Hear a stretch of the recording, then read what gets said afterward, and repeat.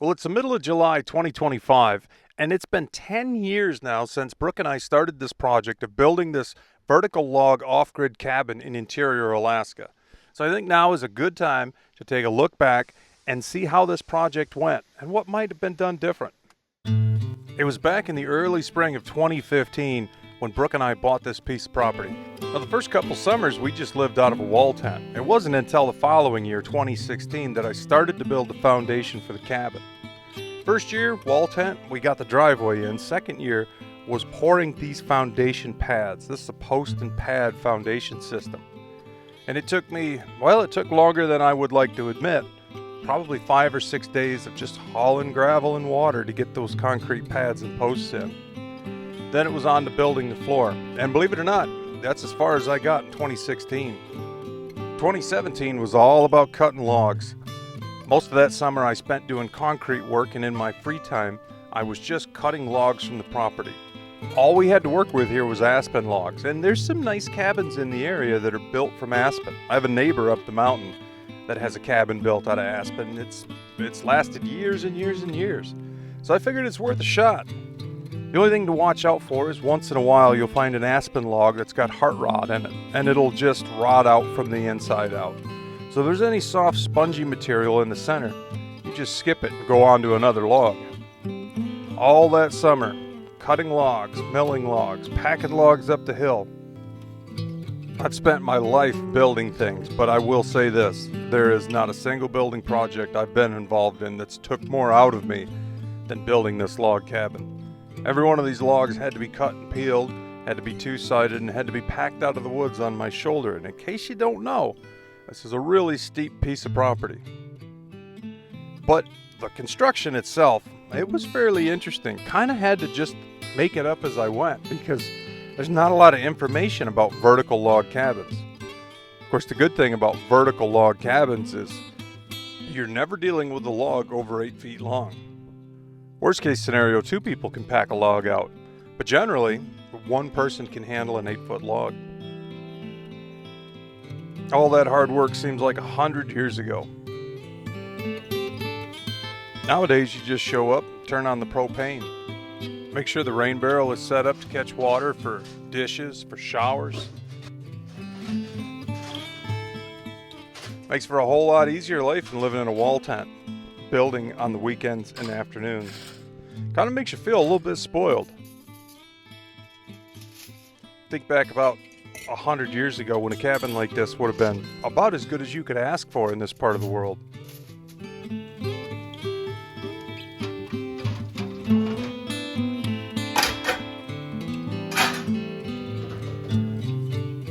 One of my favorite parts of building this cabin was doing all these little short walls because they just go fast. You can take 1 log and get 3 short logs out of it. And then when you're cutting down the bevels on the logs underneath the windows, it's just satisfying. It's just good work. It makes you feel like you're really doing something nice. You can see that super awesome pull-on chainsaw we have there. That came from the dump. Somebody couldn't get it to run, they just threw it out at the dump. Ironically, half the time I couldn't get it to run either. But it was light and it was handy.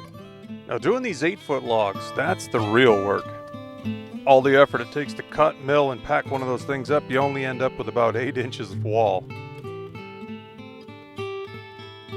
And when it came to getting ready for the loft, I cut 17-foot logs, drug them up the hill by a handle, and then set them in place using kind of a rope jimmy rigged system. There's really no name for what I'm doing here. I'm just using this rope to kind of assist me to get the logs up and off of the ground and slid into place.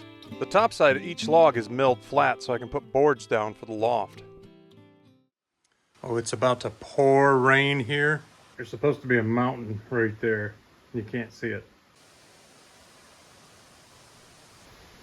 Now, when you're living in a wall tent and milling all your lumber by hand, a day of rain can be welcome. It can also be a giant pain in the neck.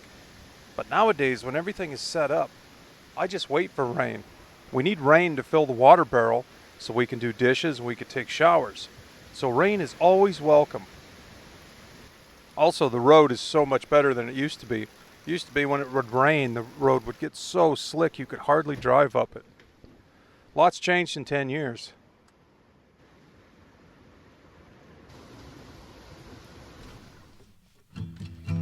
Once I finally got all the log walls built, I was up to the roof, and the roof was a welcome treat because it's only conventional framed. There's no log purlins, there's no big log accents or anything like that. It's just a roof. And man, was I ready to just build a roof. Roof is also satisfying too, because it takes very little effort to get a lot of work done. Setting these rafters was a joy, and then putting on the 1x4 rough cut skip sheeting on the outside, that's fun too. Brooke was doing all of the fascia work, which takes a lot of time, but man, it sure does set the place off. Also, when you skip sheet a roof like this, it's like working on a jungle gym. It's very secure. Now, if you sheet a roof with plywood like this is a 12-12 pitch. There's no way to walk on it. You have to do everything off ladders and ropes and kickboards. Now, I will make one point here. If you're going to do a roof like this with 1x4s, make sure you're getting rough cut 1x4s because they're a solid 1 inch by 4 inches. If you can't find good heavy rough cut 1x4s in your area, you're way better off to just use standard 2x4s. Don't get that flimsy 1x4 that they sell at Home Depot. That's too light. It was the end of the summer 2017 by the time we put the roof metal on top of the roof. And that's the best part of the whole project, because at that point you're dried in, and when you're dried in, you can finally relax. We ended up getting quite a lot of rain before this roof was on. So we ended up having to clean the logs off. You get a lot of rain, you get a lot of moisture, then you get warm days, the logs mildew. The next job after this would be cleaning logs. Now, the following summer in 2018, we spent most of the first couple months patching in the last logs in the wall, putting the very last logs in and setting up a kitchen unit. We just got an old sink from the local dump. We built our cabinets ourselves, put our sink in. And then as far as the drawers and the countertops, they were just built in the driveway with scrap lumber. But I think they turned out pretty good. By the end of the summer, we were putting in the very last logs in the wall. That's one unique feature in building a wall like this, a vertical log wall. You can have a lot of the inside work of the cabin done before the walls are even complete. That way you can work on everything that needs to be done inside before the outside walls are even done. It's kind of nice that way. Gives you kind of a head start, and it gives you two fronts to operate on. Not just finishing the walls to get the roof on, but finishing the walls as you finish the inside of the cabin.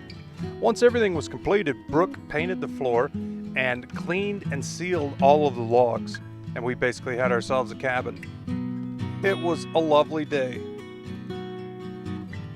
You can see the mildew that builds up from moist, warm weather. With a little bit of bleach and water, it cleans right off, and then apply a nice stain, and the outside was complete.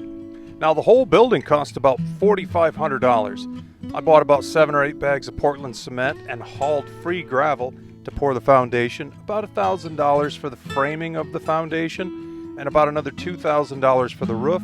Throw in a little bit here and there for windows and doors. Very cheap living.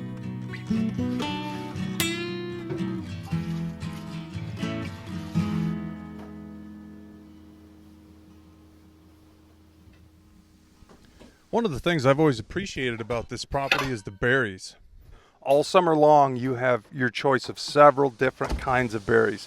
We have raspberries here, we have blueberries here, and we have low bush cranberries. And I'm really not sure which one's my favorite.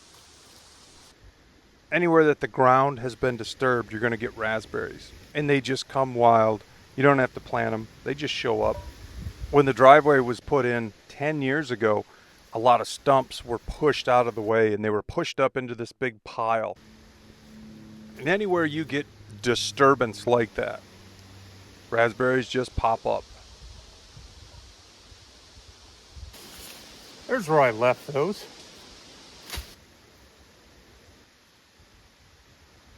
Well, I've got a few. I'm a little bit early on the raspberries. Let's go check on the blueberries. Now we're talking. We're into some blueberries. I don't know about you, but I feel some pancakes coming on. Now, Alaskan blueberries taste just like domestic blueberries, except for one thing. They're quite a lot more tart. And in my opinion, they're far superior to farmed blueberries. They just got a zing to them. They have a lot more flavor. You never get a bland berry where there just doesn't seem to be a whole lot of flavor.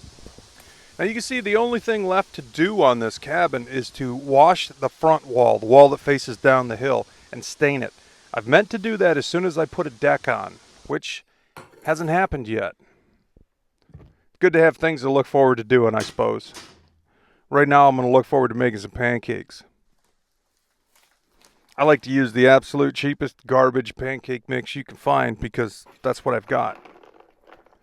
And now I see the error in my ways. I should have picked berries in 2 different bowls. I had to separate them all out. You know, my grandma used to make pancakes all the time, and she made the absolute best pancakes she'd ever had. And she'd make the batter almost as thin as water. She was making crepes, but we were rednecks and I didn't have any idea what a crepe was. But it was always a thin pancake that had kind of a chewy texture. And Grandma had this brown Tupperware bowl with like a liner in it, perforated, full of holes. And it was meant to keep things warm. It was light tan. I've seen maybe 5 of them in my life. But she always had one. And she'd stack that sucker full of pancakes. And they'd be nice and hot, but they'd also kind of steam themselves in that Tupperware bowl. And when you got your pancake, it had kind of a foam rubber texture. They were the best. My grandpa and grandma had 8 kids. They had 6 boys and 2 girls, and I bet Grandma made 10 billion of those pancakes. Remember when I was a kid, all of us would go fishing in the springtime in the Upper Peninsula of Michigan, go smelt dipping. And several of my uncles would come, and lots of my cousins would come, and my dad would come, and Grandpa and Grandma would always bring a little camper up there. Grandma would make those pancakes by the hundreds. Everybody get as many pancakes as they could eat. My Aunt Connie always made pancakes too, and she made the exact opposite pancake. She'd make a pancake about the size of a tire, and it'd be about an inch thick and fluffy. And it was good too. But you know, you got to pick your sides. You either want the thin, chewy pancakes Grandma made or the giant, light, fluffy ones Aunt Connie made. I was in Grandma's camp, but Aunt Connie made a good pancake too. Now, as I ramble on about pancakes, I'd like to make one note. One thing I'm very happy about this cabin is the foundation hasn't moved a fraction of an inch. These concrete pads and concrete columns, they've held up perfectly. And they're built just basically right on the ground. I dug the ground out so there was no roots, no grass left, and then poured these right on top of the surface. I wouldn't recommend this everywhere because right here, you just have a little bit of moss and you're right into the rock. Basically, you're right into the mountain. So everything here is just built on concrete pads, pretty much right on the ground. Now this woodshed is the only thing on the property that has sunken post style construction, and it beat me to death putting it in. But it sure is good to have it. In hindsight, I should have put a woodshed in on day 1 because there's so much wood that could have been used that is just rotted on this property. Downed trees, sidings that I took off of logs that went for the house, tops of trees that were too small to use in the log wall. The whole entire woods is absolutely just littered with timber. And that's one of the things I really wanted to do on this trip up here. I wanted to come up, buy myself a new used 4-wheeler, find a trailer, and salvage any of the burnable timber that's still on this property. And there is so much of it in every corner. I spent the last couple days working down the mountain. I cut a trail down through the property and spent several days getting logs and treetops up out of the woods and to put in the woodshed. I built the woodshed in 2023. It was the last building that needed to be built on this property. And man, I tell you what, it wore me out too. Everything about this property will wear you out. The road is very, very steep, and it used to be really bad. So sometimes you didn't even know if you were going to make it up the mountain.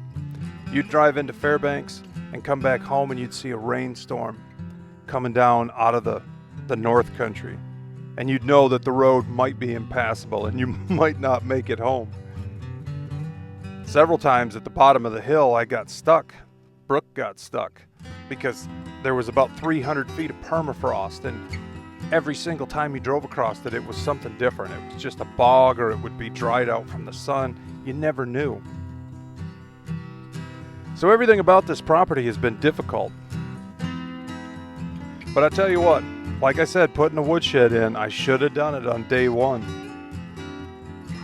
That's one thing that I recommend now to anybody that wants to build an off-grid property, wants to build a recreation cabin. Start with a woodshed. It gives you some place to put all of the wood you're going to have to cut to make room for buildings, to make trails through the property. And if you got a place where you can store up your wood right from the very beginning, you're never going to have to go back over the land like I'm doing right now, like an idiot, and getting all of the wood out of the ravines and off the mountainside, making sure that it can be used before it's just to the point where it isn't worth anything. By the time I had the woodshed put together and roofed, I had about $850 into the entire build. Nowadays, it'd probably be more than that. And the fact that it was Alaska, it's half again as much as it would cost everywhere else. So it's really not an expensive building, and it's priority. It should always be priority, especially if you're in a heavily timbered area, some place to put all your wood right from day one. You'll have way better wood. You'll have a better experience.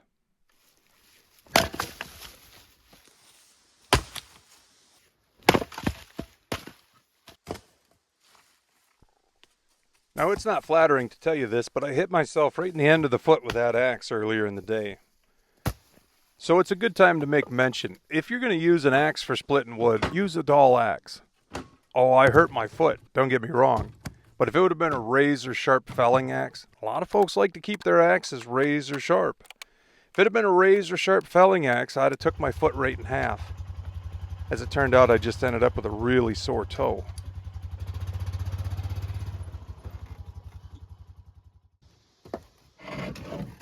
You know, a lot of things in life are like putting away wood.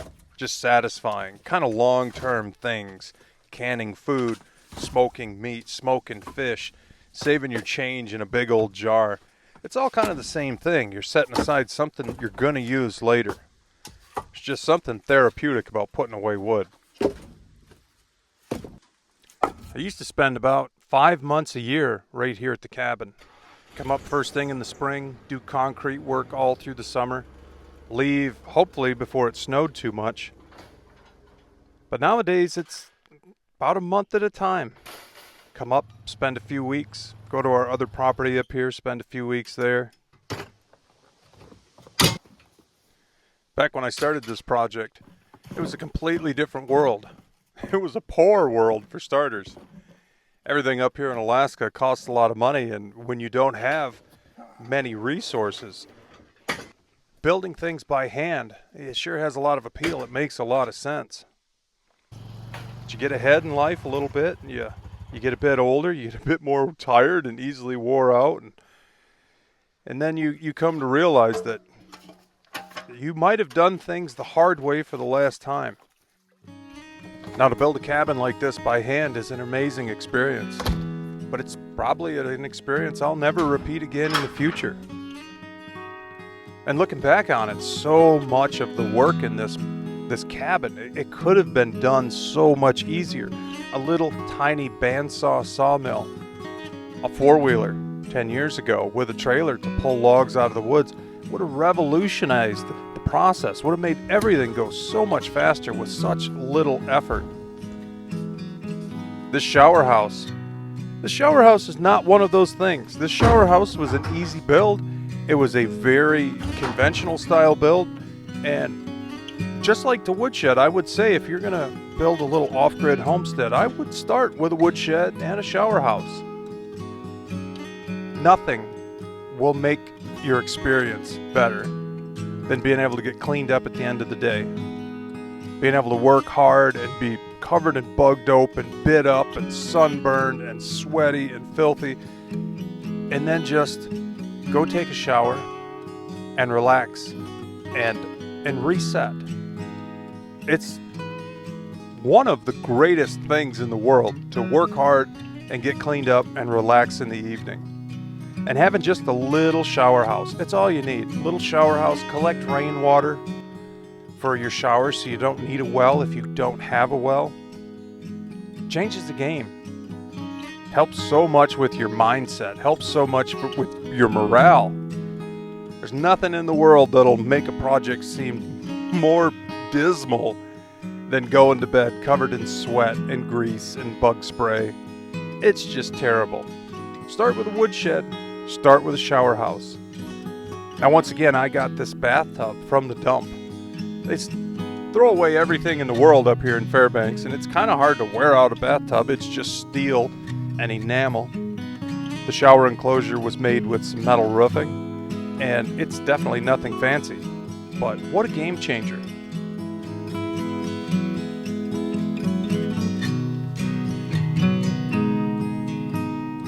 Now this big piece of linoleum, it also came from the dump. In this area, the dumps are what they call transfer sites, and it's basically a big parking lot full of dumpsters, and people just dump everything and anything under the sun at the transfer site. And we've found lots of windows, we've found linoleum, we've found building materials, and basically anything you can think of. I've went to the dump one time looking for speakers to put in a car, and son of a gun, I found them. Now with a shower house like this, we just collect rainwater. I use the roof of the storage shed to collect the rainwater that we need for showers. You can also use the rainwater for dishes. And for drinking water, we just haul our drinking water from a well about 10 miles away. And the well's public. It's right on a pull-off on the side of the highway. You can just stop and fill up any water that you happen to have. And with a little shower house like this and a rainwater collection, showers and dishes are pretty much taken care of.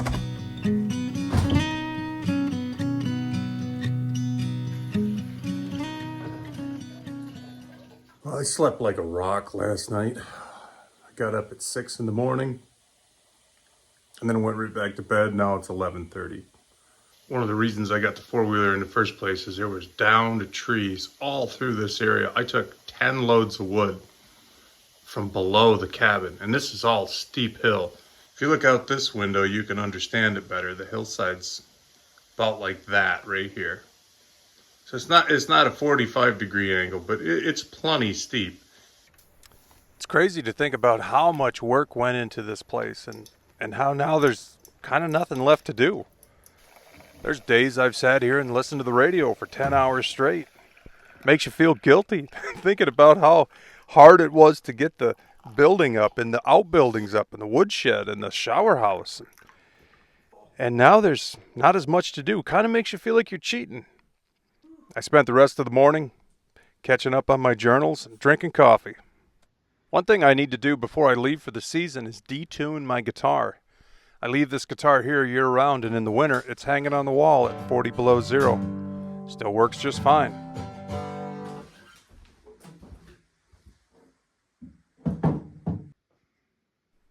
Time to give the cabin one last look over before I pack up and head out for a while. I'll probably be back once again before I leave to head down south, but I got to make sure I've got all the tools I need for other projects that I've got going on here in Alaska. I spent the last couple days chipping away at this tool shed, kind of organizing it. It can get pretty messy pretty fast with too many projects going on at once. A couple things left to do. I need to take down the umbrella, and I need to cover the water barrel. Done. Well, I hope you guys have enjoyed this video, a look back at 10 years of working on this off-grid homestead. If you'd like to recreate any of the buildings that are on this property, all the videos covering those subjects are right here on the Bush Radical channel, and I'll leave the links for you down in the description. Thank you guys so much for watching Bush Radical. My name's Dave Whipple. Be radical, eh? See you soon.